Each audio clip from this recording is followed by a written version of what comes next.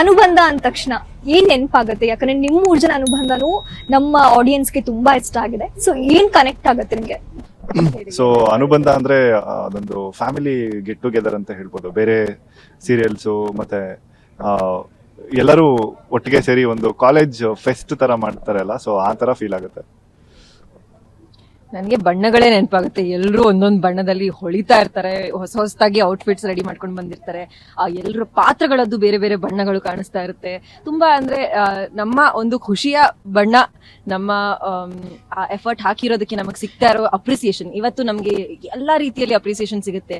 ಒಂದು ನಾವು ಹಾಕೊಳ್ತಿರೋ ಬಟ್ಟೆಗಾಗ್ಲಿ, ನಾವು ಮಾಡ್ತಿರೋ ಆಕ್ಟಿಂಗ್ ಆಗ್ಲಿ, ನಾವು ಸಂಬಂಧಗಳನ್ನ ಹೇಗೆ ಇಟ್ಕೊಂಡಿದೀವಿ ಅದ್ರ ಬಗ್ಗೆ ಆಗ್ಲಿ.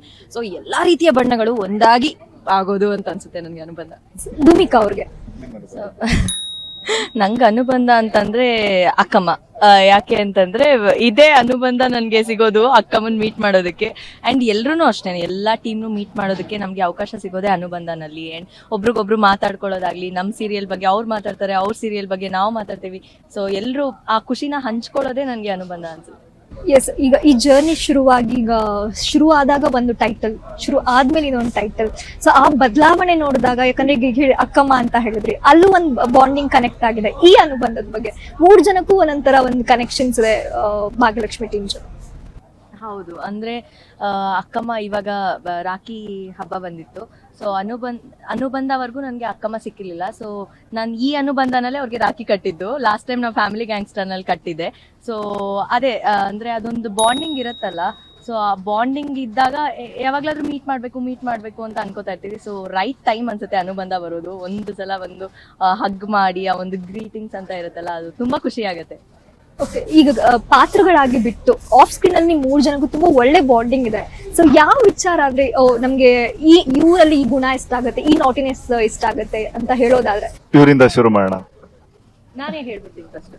ನನ್ಗೆ ಆಕ್ಚುಲಿ ಕೀರ್ತಿ ಅವರಲ್ಲಿ ಡೆಡಿಕೇಶನ್ ತುಂಬಾ ಇಷ್ಟ ಆಗುತ್ತೆ. ಬಿಕಾಸ್ ಅವರು ಒಂದು ಸೀನ್ ಪೇಪರ್ ಕೊಟ್ಬಿಟ್ರೆ ಆ ಸೀನ್ ಮುಗಿಯೋವರೆಗೂ ಅದ್ರ ಜೊತೆಗೆ ಇರ್ತಾರೆ. ಅವ್ರನ್ನ ನಾವು ಹುಡ್ಕೊಂಡು ಹೋಗ್ಬೇಕು, ಆ ತರ ಇರುತ್ತೆ. ಸೊ ನನ್ಗೆ ತುಂಬಾ ಇಷ್ಟ ಆಗೋ ಗುಣ ಅವ್ರಿಗೆ ಅವ್ರ ವರ್ಕ್ ಮೇಲೆ ಇರೋ ಡೆಡಿಕೇಶನ್. ಅದು ಆಕ್ಟಿಂಗ್ ಆಗಿರ್ಬೋದು, ಇಲ್ಲ ಡ್ಯಾನ್ಸ್ ಆಗಿರ್ಬೋದು, ಯಾವುದೇ ಆಗಿರ್ಬೋದು, ಅವ್ರ ಡೆಡಿಕೇಶನ್ ನಂಗೆ ತುಂಬಾ ಇಷ್ಟ ಆಗುತ್ತೆ. ಇವ್ರ ಬಗ್ಗೆ ಹೇಳ್ಬೇಕಲ್ಲ, ನಾವು ಮರ್ತೇ ಇಲ್ಲ. ಇವರಲ್ಲಿ ಆಕ್ಚುಲಿ ವೈಷ್ಣವಾಗಿ, ಶಮಂತಾಗಿ 2 ರೀತಿನಲ್ಲೂ ನೋಡೋದಾದ್ರೆ ನಂಗೆ ಸಿಂಗಿಂಗ್ ತುಂಬಾ ಇಷ್ಟ ಆಗುತ್ತೆ. ಅವರು ವೈಷ್ಣವ್ ಇದ್ರಲ್ಲಿ ನಾನು ಒಂದ್ಸಲ ಒಂದ್ ಸೀನ್ ಇತ್ತು, ಅಂದ್ರೆ ಕುಡ್ದ್ಬಿಟ್ಟು ಏನೋ ಒಂಥರ ಆಡೋದು. ಅವಾಗ ಅವ್ರು ಸಾಂಗ್ಸ್ ಎಲ್ಲ ಹಾಡಿದ್ರು, ತುಂಬಾ ಚೆನ್ನಾಗಿ ಹಾಡಿದ್ರು. ನಮ್ಮ ಮನೆಯಲ್ಲಿ ತುಂಬಾ ಜನ ಹೇಳಿದ್ರು, ಅದು ಓಲ್ಡ್ ಸಾಂಗ್ಸ್, ಎವರ್ಗ್ರೀನ್ ಸಾಂಗ್ಸ್ ಹಾಡ್ಸಿದ್ರು. ತುಂಬಾ ಅಂದ್ರೆ ತುಂಬಾ ಚೆನ್ನಾಗಿ ಹಾಡಿದ್ರು. ಸೊ ಶಮಂತ್ ಅಂಡ್ ವೈಷ್ಣವ್ ಅಲ್ಲಿ ನನಗೆ ಇಷ್ಟ ಆಗೋ ಗುಣ ಸಿಂಗಿಂಗ್ ಅಂಡ್ ಆಲ್ಸೋ ಲಿರಿಕ್ಸ್. ದ್ವಾಪರ ಲಿರಿಕ್ಸ್. ನನ್ಗೇನಂದ್ರೆ ಅದೇ ತುಂಬಾ ಫ್ರೆಂಡ್ಲಿ ಆಕ್ಚುಲಿ ಇಬ್ರು. ಸೊ ಆ ಒಂದು ಗುಣ ಇಷ್ಟ. ಅಂಡ್ ಇನ್ನೊಂದು ಇಲ್ಲ, ಆಮೇಲೆ ಶೂಟಿಂಗ್ ಮುಗಿದ್ಮೇಲೂ ಅಂದ್ರೆ ಮಾತಾಡ್ಸ್ತಾರೆ. ಯೋಚನೆ ಮಾಡಿ, ನಾನು ಹೇಳ್ಬಿಡ್ತೀನಿ. ಲಕ್ಷ್ಮಿ, ಐ ಥಿಂಕ್ ನಾನು ಅವಳಿಗೆ ಅವಳ ಬರ್ತ್ಡೇಗೂ ಮೆಸೇಜ್ ಹಾಕಿದ್ದೆ.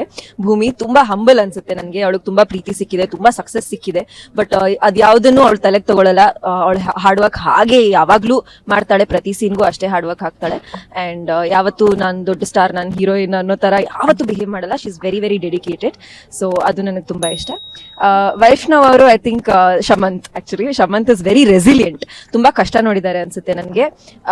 ಬಟ್ ಏನೇ ಬಂದ್ರು, ಯಾವುದೇ ತರ ಅವ್ರನ್ನ ಟ್ರೀಟ್ ಮಾಡಿದ್ರು ಅಥವಾ ಅವ್ರಿಗೆ ಏನೇ ಇಷ್ಟ ಆಗದೆ ಇದ್ರು, ಅದರಿಂದ ಅದನ್ನ ತಡ್ಕೊಳ್ಳೋ ಅಂತ ಒಂದು ಶಕ್ತಿ ಇದೆಯಲ್ಲ, ನನಗೆ ತುಂಬಾ ಕಮ್ಮಿ ಅನ್ಸುತ್ತೆ. ನನಗೆ ಅವ್ರು ತುಂಬಾ ಚೆನ್ನಾಗಿ ಹ್ಯಾಂಡಲ್ ಮಾಡ್ತಾರೆ ಅಂತ ಸಿಚುವೇಶನ್ಸ್ ಅಂತ ಅನ್ಸುತ್ತೆ ನನಗೆ. So that I really like.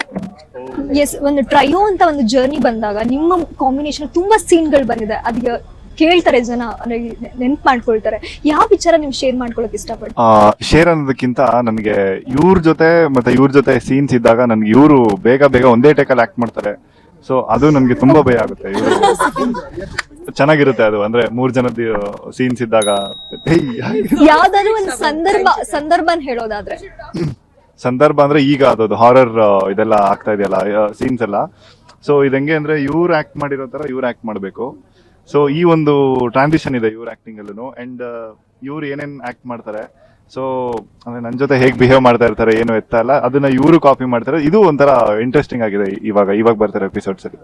ನಿಮ್ಮ ಪಾತ್ರ ಈಗ ತುಂಬಾ ಇಂಟ್ರೆಸ್ಟಿಂಗ್ ಆಗಿದೆ. ನಿಜವಾಗ್ಲೂ ಕೀರ್ತಿ ಸತ್ತಿದಾರಾ ಅಥವಾ ದೆವ್ವ ಆಗಿದಾರಾ ಅಥವಾ ಏನಾಗಿದ್ದಾರೆ ಅನ್ನೋ ಒಂದು ಯಕ್ಷ ಪ್ರಶ್ನೆ. ಒಂದು ಸೀರಿಯಲ್ ನೋಡಿ ಅಂತ ದಯವಿಟ್ಟು ಹೇಳ್ಬೇಡಿ. ಒಂದು ಇದೇ ಪ್ರಶ್ನೆ ನಂಗೂ ಇದೆ. ಇದೇ ಪ್ರಶ್ನೆ ನಂಗೂ ಇದೆ. ನಮಗ್ ಡೆಫಿನೆಟ್ಲಿ ನಮ್ಗೆ ಯಾರಿಗೂ ಗೊತ್ತಿಲ್ಲ. ನಾವು ನಮ್ಮ ರೈಟರ್ನ ತುಂಬಾ ಸತಿ ಕೇಳಿದೀವಿ, ಮುಂದೆ ಏನಾಗುತ್ತೆ ಅಂತ ನಮ್ಗೆ ಯಾರು ಹೇಳ್ತಾ ಇಲ್ಲ. ಸೊ ನಿಮಗ್ ಗೊತ್ತಾದ್ರೆ ನಮ್ಗೆ ಹೇಳಿ ಪ್ಲೀಸ್. ನಾವು ತುಂಬಾ ಥಿಯರೀಸ್ ಓದಿದೀವಿ ಇನ್ಸ್ಟಾಗ್ರಾಮ್ ಅಲ್ಲಿ, ಫೇಸ್ಬುಕ್ ಅಲ್ಲಿ. ನಮಗೂ ಕೆಲವು ಥಿಯರೀಸ್ ಇದೆ, ಬಟ್ ನಿಜವಾಗ್ಲೂ ಕೀರ್ತಿ ಪಾತ್ರಕ್ಕೆ ಏನಾಗುತ್ತೆ ಅಂತ ನನಗೆ ಗೊತ್ತಿಲ್ಲ. ಬಟ್ ಸದ್ಯಕ್ಕೆ ಐ ಥಿಂಕ್ ಕೀರ್ತಿ ಲಕ್ಷ್ಮಿ ಇರೋ ಒಂದು ಬಾಂಡಿಂಗ್, ಈ ಒಂದು ಕೀರ್ತಿ ಆಬ್ಸೆನ್ಸ್ ಮೂಲಕನೇ ಇನ್ನೂ ಜಾಸ್ತಿ ಡೆವಲಪ್ ಆಗ್ತಾ ಇದೆ ಅಂತ ನನ್ಗೆ ಅನಿಸ್ತಾ ಇದೆ. ಯಾಕಂದ್ರೆ ಇಷ್ಟು ನಾವ್ ಯಾವತ್ತೂ ಹತ್ರವಾಗಿ ಫೀಲ್ ಮಾಡ್ಕೊಂಡಿರ್ಲಿಲ್ಲ ಕೀರ್ತಿ ಲಕ್ಷ್ಮಿ. ಕೀರ್ತಿ ಇಲ್ಲದೆ ಇದ್ರು ಕೀರ್ತಿಗೆ ಇಷ್ಟು ಹತ್ರ ಆಗಿರೋ ಒಂದು ಲಕ್ಷ್ಮಿ, ಇದೊಂದು ಹೊಸ ಸಂದರ್ಭ ನಮ್ಗೆ.